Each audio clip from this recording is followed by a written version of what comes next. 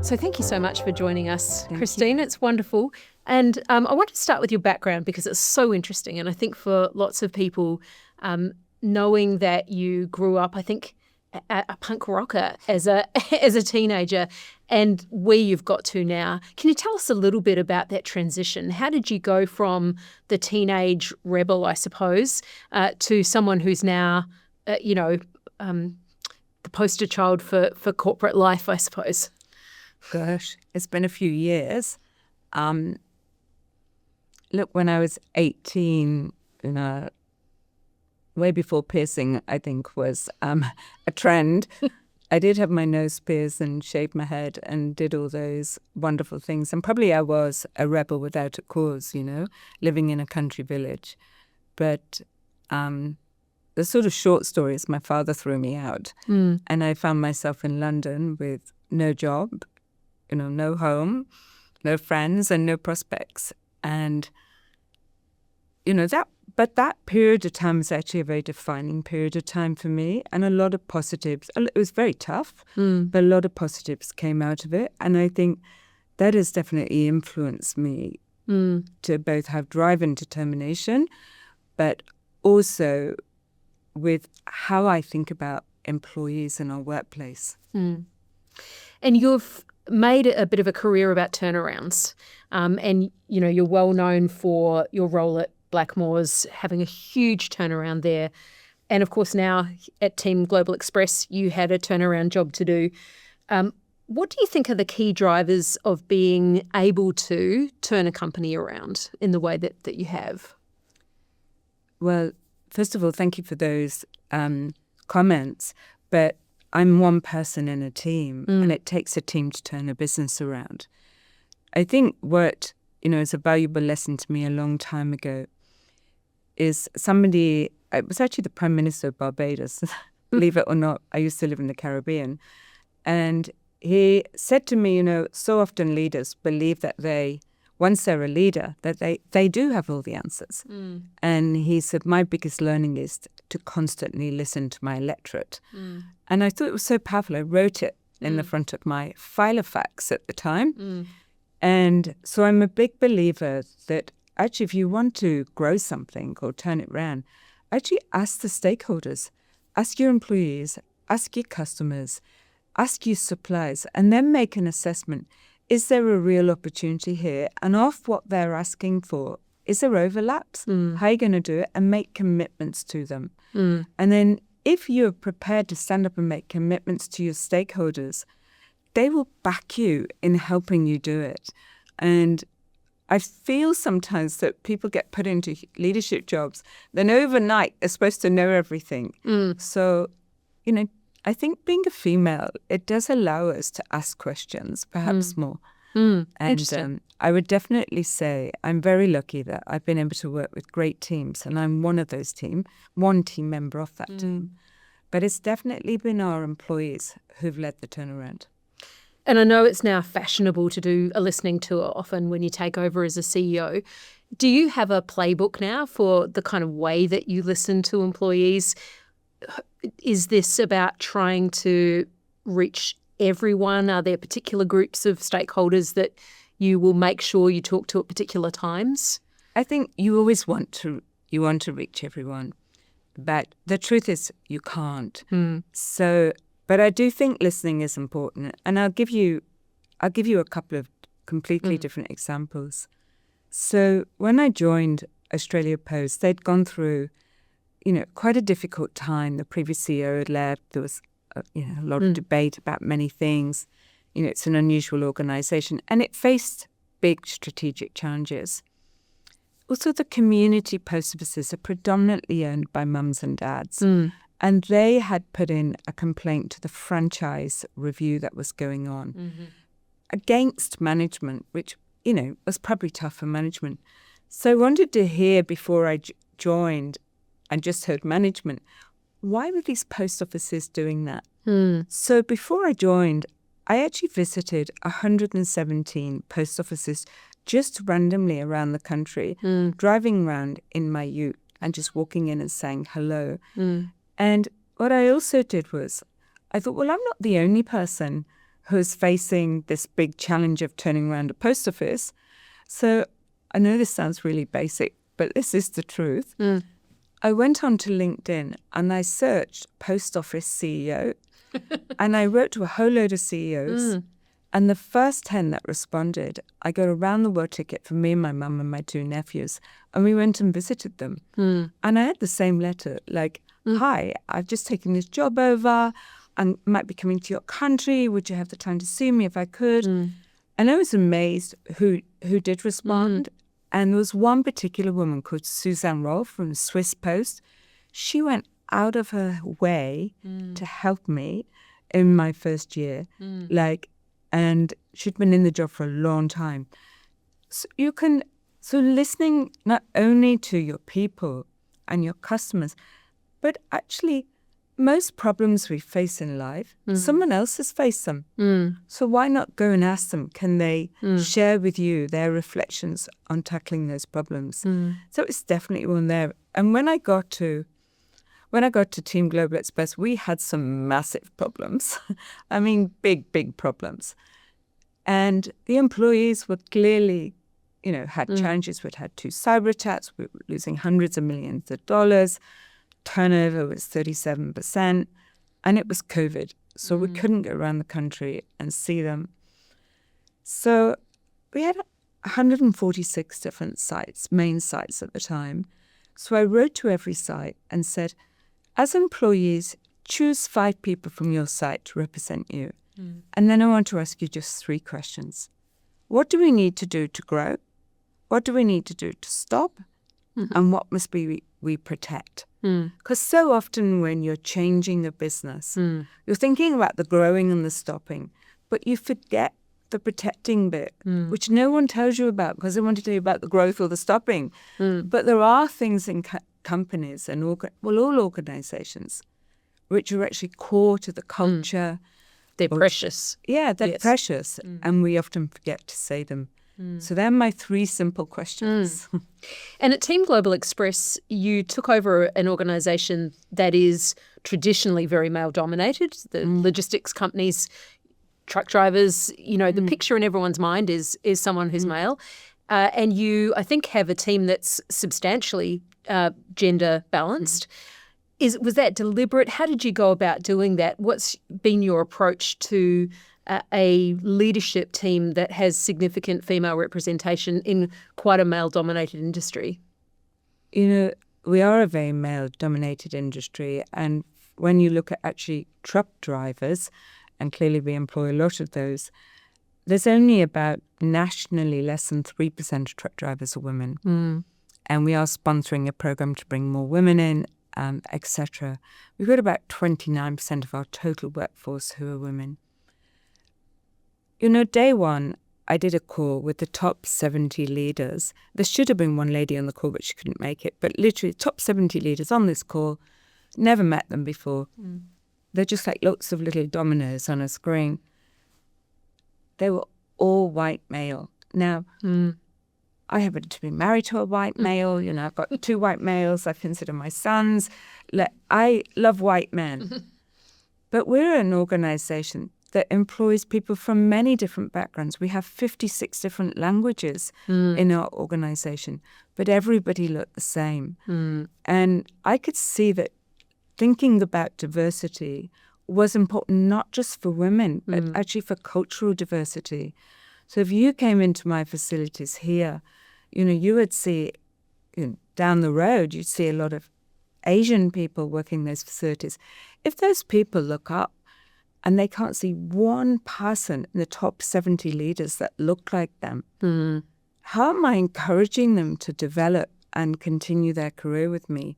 Because people need to have hope and belief. They don't always want to go up, but they want to know that people understand them and respect them. So for me, the diversity was actually bigger than the male-female.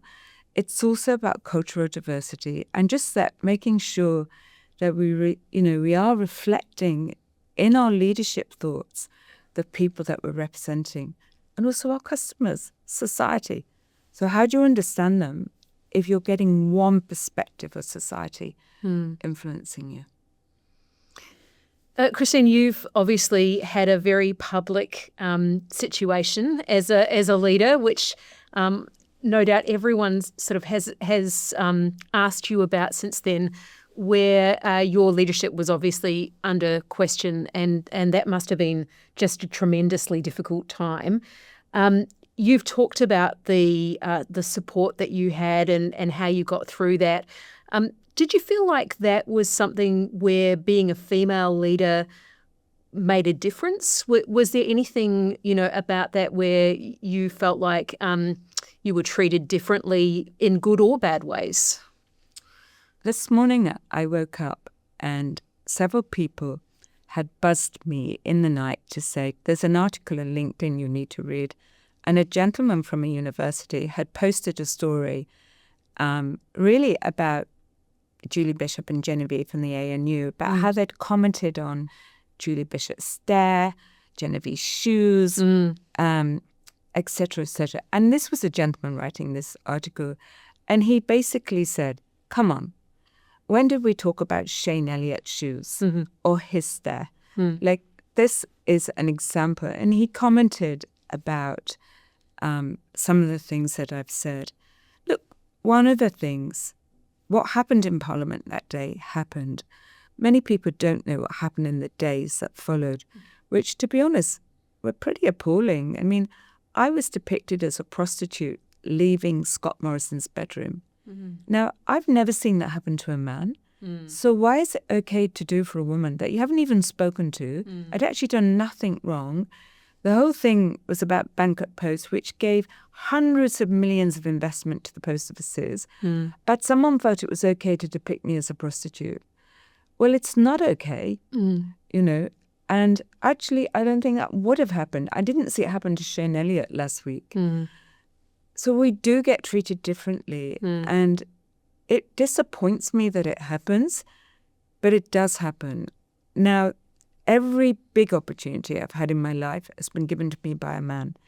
And there were many men that supported me through that very difficult period of time. But unfortunately, we've still got work to do in our culture, in our society, what believes that's okay, that's acceptable. It's acceptable to talk about Genevieve's shoes. It's not. And there are a number of young women who say, and perhaps are looking at the ANU situation now, but certainly also looked at the terrible situation you were put in and say, I'm not sure if I want to be a leader. How do you respond to them? Because, on the one hand, nothing's going to change unless women do step up, and yet we're asking them perhaps to step into unfair situations as well. Yeah, I spoke at a conference and there was probably 1,500 people in this room. And afterwards, so many women were talking to me, writing to me, and they were all women in business and leadership roles. But the common thing I kept hearing was, I don't want to be a CEO. I don't want to go through what you've gone through. I've got family. And I was so disappointed. And the next time I spoke at something, I raised it and said, oh my gosh, we all, can we see what we're doing?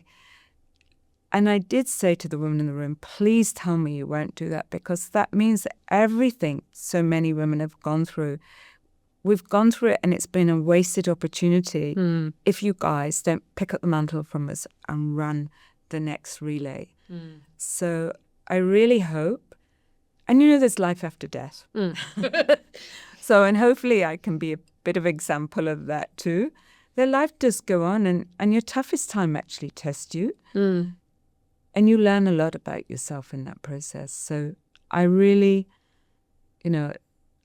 want to see more women putting themselves forward and stepping up. And do you have advice for people about how they can make sure they do have support if they're, moving into a larger leadership role? Well, I was sitting in the reception of your building earlier, and I noticed that you're doing a women's leadership development course. Yeah. I'd really encourage women to join those. And the reason why I say that is because my observation is, men are are very good at creating these networks. I'm a Collingwood supporter, but there's, they go to the footy together, they socialize together in a different way, which some women do, but some women don't have the opportunity because they then go home and be a mum or something. And so they often miss out from having this network of other females and don't know similar people like them in those jobs. And when they join those courses, they actually create a network of people going through the same stages of development that they are. And they shouldn't underestimate the power of that network because it gives them someone to call. So often, and men too, by the way, say to me, Christine, I felt so alone. And yet, when I spoke in Parliament that day and spoke that night on the 7:30 report, tens of thousands of people wrote to me, predominantly women, but a lot of men too. And it was interesting as a reflection because here were so many people saying the same thing. When at a workplace, we often don't speak up when we're having a problem because we're trying to fit in. And there's the old kind of fear that the whistleblower gets shot. But if you're having an issue, the likelihood is somebody else is having that issue. So if you can create networks together where you can discuss things and they're not seen as, being challenging, you'll find yourself having a lot more support. So you don't need to be on your own. There are places where you can have networks internally, but I really encourage people to do things like your course so that they build networks of external other women who are going through what they're going through. Thank you.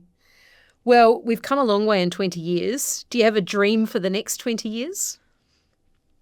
I do.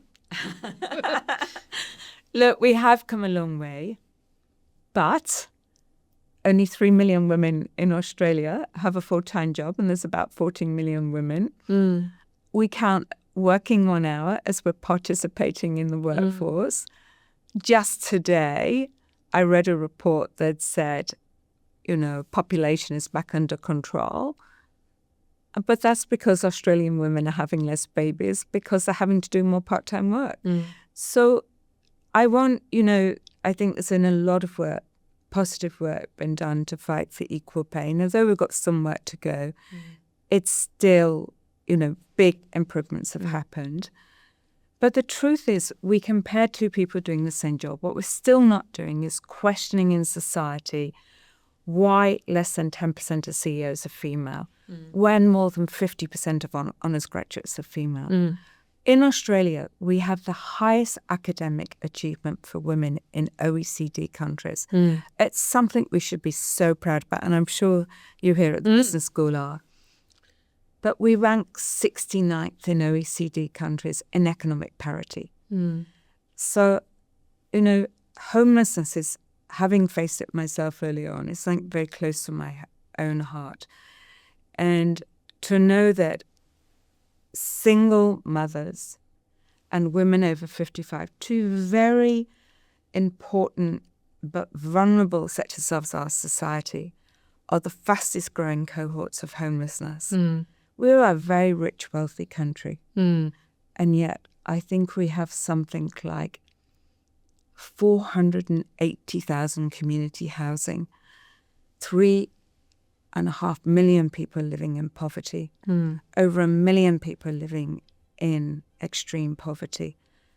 So what I would love is in 20 years' time, we have our women and our children and our men living in safe homes and having a roof over their head. That would be an amazing step. Well, I think we can all agree with that. Thank you so much, Christine. It's been just a pleasure to speak with you. Thank you.